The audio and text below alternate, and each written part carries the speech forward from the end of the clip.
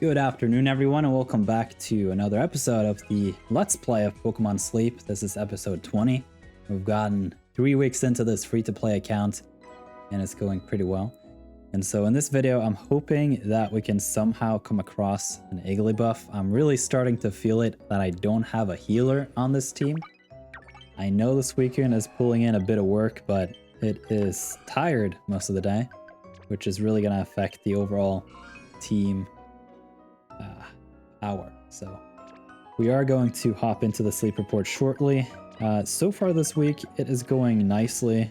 I am really high on the Snorlax strength because of that initial boost. For an early just account like this one, rank 16, to be at Master 2 on a Tuesday is ridiculous. So hoping to find some good Pokemon in this session and to get a good chunk of the Suicune mains as well. I am trying to get Suicune as close to level 25 as possible this week, because then I do get that skill level up S and I can sub-skill seed it. But then I realized I already spent 2 main skill seeds on the Suicune, so leveling up the Suicune is not as urgent as I initially thought. And so we'll get back to that after the review here. So very strange graph. I don't know why it's been so weird lately, but yeah. It's a balanced type too. Very hard to predict, like 30% dozing, 30% snoozing, and 40% slumbering. Very round numbers. That is a balanced type apparently. And so we'll just see how many encounters we can do. I don't have a good camp ticket on this account, so 7 encounters at Greengrass Isle is pretty solid. Getting very close to that maximum number of encounters, which is 8. We got a Top Belly Squirtle. It's a new sleep style. I don't actually know how many sleep styles is left until the next goal, and so that is something we have to look at in this episode as well. One of the things that I'm waiting for is the upgraded cooking pot size. As you saw when I was collecting stuff, I am getting very close to just maxing out the bag and also maxing out the inventory of my Pokemon, and that's not good. So at that point in time, I will have to just dump some of the ingredients potentially, because I don't have diamonds for bag space. I spent 400 on that Ultra Biscuit last week. So yeah, got a Rattata, Croconaw, Psyduck, Squirtle. There's the Igglybuff. Let's go. That's amazing. Oh man. I really hope we get to catch it. I will be very sad if it does not want the biscuits. If somehow the Igglybuff would be hungry too, this free-to-play account must be blessed, because this far in the game, I have had a lot of hungry Totodiles. Like, I can't believe how many. And I also got ridiculously lucky with that Suicune. Even though I had to spend 400 diamonds to claim it, it was just very... That is crazy. I almost can't believe it. It's to the point where I kind of want to just risk it. I really should not. Yeah, I cannot risk it with the Igglybuff. Igglybuff is the #1 target aside from Totodile, which is the supreme target. Like, Totodiles goes above everything else. But then the regular hunts is coming through, and Igglybuff is at the top. So that is going to be a lot of fun. I think I am going to use a... No, let me think about this. This is the free-to-play. I don't have a lot of resources. I think... Had this been a premium pass account, I would have definitely given this Croconaw the premium biscuit, because that's 4 points, and you got to befriend it, but... Yeah, we just can't do that here, so... Actually, the only Pokemon we're gonna claim today is the Igglybuff. And then we have to see what we got. So probably we'll do a big hunt for the Wigglytuff, even though I kind of just need the skill level up M, and that's it. I will be looking for a Gardevoir more long term, but I need to make it to Lapis Lakeside before I can really worry about that. So specifically on the free-to-play playlist. No, what am I saying? Account. Long day. The friends that I've seen are mostly all running Wigglytuff, so I am going to send the Igglybuff candy here, even though technically I would say Totodile is the better candy to send out. Getting that Wiggly to level 60 is going to be nice for most of you, so that's the decision there. Let me know in a comment, because, well, most of you guys that are on this list here are also watching this video, so if you have a preference for certain candies that I decide to give out versus some other candy, let me know in a comment. I'm super curious to hear about what you guys think, so I can always adjust and look for certain things when we are doing these videos. So Igglybuff with a quiet nature. I don't remember quiet. I don't remember it being particularly strong. Let's see it. So level 6, we won't even get a sneak peek if it is SLUM. Ooh, it's a gold skill. It's a good chance. I mean, the skill level up M is the only thing I'm looking for to an extent. It would be nice to get skill level up M and maybe one more skill focused trait. So either skill level up S or trigger M or main skill chance up nature. It is skill level up M. Skill trigger S, that's huge. So if there's no skill trigger M coming in at level 100 here, this is massive. This is really, really strong. Inventory. Okay. Now it's down to the nature. Some of you will have all those natures memorized. I don't.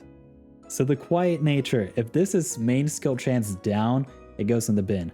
If it's neutral, likely gonna invest. If it's up, I'm gonna be stoked. Ingredient finding up, EXP down. You know what? I don't really mind this too much.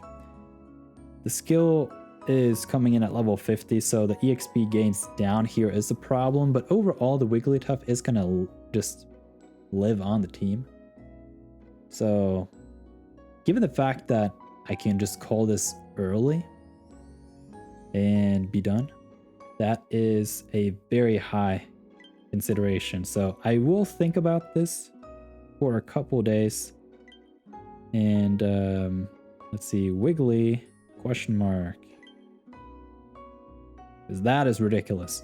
Like, getting the skill level up M this early, like, look at this. This is the first, I think, or maybe second. It's the second Igglybuff on this free-to-play account, and it's already got skill trigger S, potentially M, if I just sub-skill seed it, which I can, and the skill level up M for those 2 free seeds, because long-term Gardevoir is going to be the main healer on this team.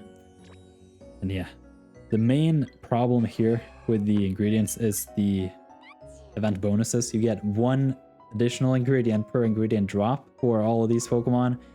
And so, yeah, I'm really running into an issue. And I have the max pot currently. We should be getting some more pot size here. And that is 7 sleep styles away. So probably it will have to consider dumping some ingredients. I dumped 30 apples earlier today. Overall, the save file, as I've said multiple times before, it's not really geared towards cooking too much. The game developers make that way less valuable than just having a strong berry team set up. So actually, let's sort by type or Pokedex or something so that we just get them in a sequence. Now we can compare the 2 Igglybuffs. So this was the first Igglybuff I found. Should be a couple of days ago. Yeah, September 2nd, last week. You can see it has Helping Speed S, Skill Trigger M, Skill Trigger S, Inventory with a neutral nature. Had this been flipped upside down, it would have been really, really strong. But Skill Trigger M coming in at level 50, this being a free-to-play account, I don't have the main skill seeds, and that is the main reason why I've been targeting the skill level up M from the beginning. That's just been the stated goal. Had I somehow been lucky in my unlock in not finding skill level up M, but instead like a berry finding, that could potentially work out.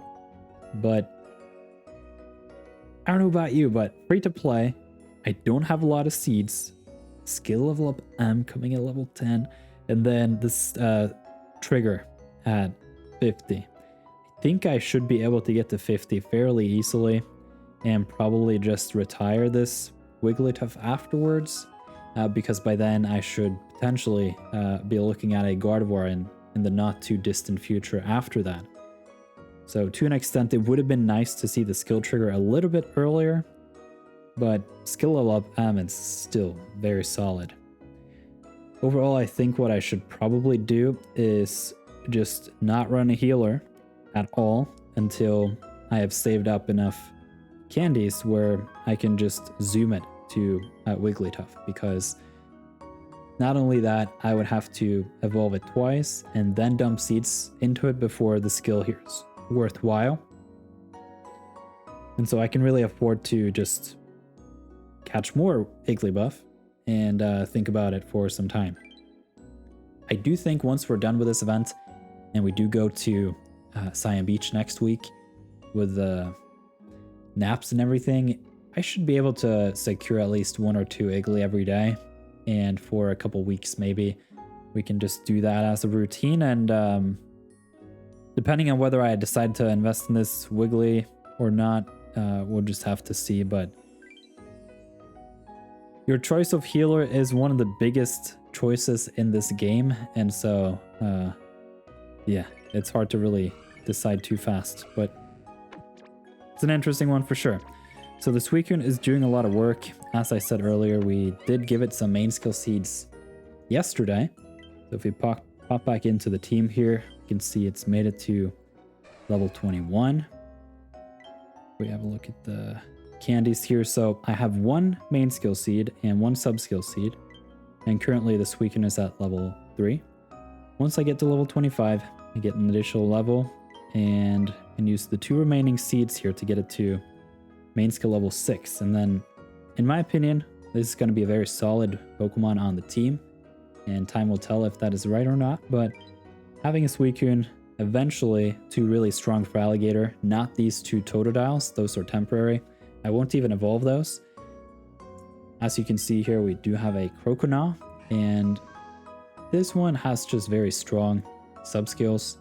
It's got inventory at level 25, which is fairly neutral, but at the very least it's not ingredient finding. With the nature here and the helping speed is the main reason why I decided to dump more or less all the candy I can get my hands on. So yeah, hopefully I can get this to level 25, something like this, and then maybe retire it after a while. But yeah, it's a little bit of a slow game. You just play every day, make a little bit of progress every day, and then eventually it gets pretty good. So the other thing I was thinking about here, yeah, the exchange. Don't think I will be having another Suicune encounter. It would be nice for, let's say, the last 3 days or something to set aside some mains to at least secure 1 Suicune incense to tuck in the bag. And then aside from that, just buy all the candy. So based on value, all these candies will be going into Suicune. You could potentially also consider some of those water type candies for the for alligators and all that, but I think level 25 is going to be the main priority on the Suicune, and that is going to take a bit of resources. So for now, I'm just going to exchange as many mains as I can for candies on the Suicune and see how close I can get it. Another thing I can keep in mind is that next week, in the middle of the week, there's going to be a good sleep day event. So unless I am able to get it to level 25 before then, at the very least with that event, I should be quite ripe and ready to push it through. And then the last thing I have to look up at some point is where the level cap is, because that is influenced by the research rank. And so it may be the case that I do have to force a couple of Suicune encounters where I don't really do much. Don't even spend biscuits, but just encounter it for the research EXP. That could be a play. I also do get some Suicune candies from that. So I haven't really thought too much about that, but those 2 instances here, maybe I should use them after all. Let me know in the comments what you guys think. Should I just save up in the next couple of days for the 140 plus 80, 220 mains to have 3 more Suicune encounters? Wait, how many candies is that actually? Now I got super curious. that could potentially be a lot of candies. I'm buying the candies anyhow. Let's see. We got Suicune. 1 star. No, it's 10 candy. Okay, I was like, weird. I remembered a 30, but that is obviously the main drop, so spending 70 mains to get 32 back. It's not bad. But overall, this free-to-play account is very short on the... Well, let's see. 10 candy is 20 mains. So you essentially spend the additional... Oh man, I'm so slow today. 18 mains for that Suicune encounter. So the question there is it worth it to spend 18 mains for the extra research rank? And that may be yes. So let's also have a look at these. Well, there we go. 50 right there. We're probably going to make it to master 50. So that's another 40. Got 50 coming through with a bedtime. We're going to cook too. Don't know if I have enough incense. I should probably look into this too. Let's just peek a look, because if we do use those 3 Suicune incenses, we get those back. So yeah, we should probably do that. Let's just see here. We have 3 species incenses, so that would get us to 4. And then we have 3 Suicune encounters. Wait, I clicked the wrong thing. My bad. Let's see. There we go. Missions. Okay. Missions. Yeah, 2 or 3, and I get those as well. Thinking live on camera here, I think overall, maybe the strategy here is to use those 2 discount Suicune incenses and this 80 main too. So 220 mains in total. We get 90 mains back, which is huge. So the real cost is what? 130 mains. And then we get 30 candy from that too. So at least in the cheapest exchange here, that would be worth 60. So the real cost here is 70 mains for a lot of research EXP. So it's 1,000, which is decent. And so for me, at least at this point in time, 1,000 is basically another level. So something to think about. What do you guys think? I feel like this may be the first time I've been a little bit unsure as for how to go about the min-maxing of this game. I think in terms of which Pokemon to hunt and how to build a team and all that stuff, I'm pretty on point, but this main stuff is a little bit unclear to me, also because there's such a big difference between my free-to-play account, which does not even have 50 friends on it. Become a YouTube member and join the Discord, and you can find it, the friend code.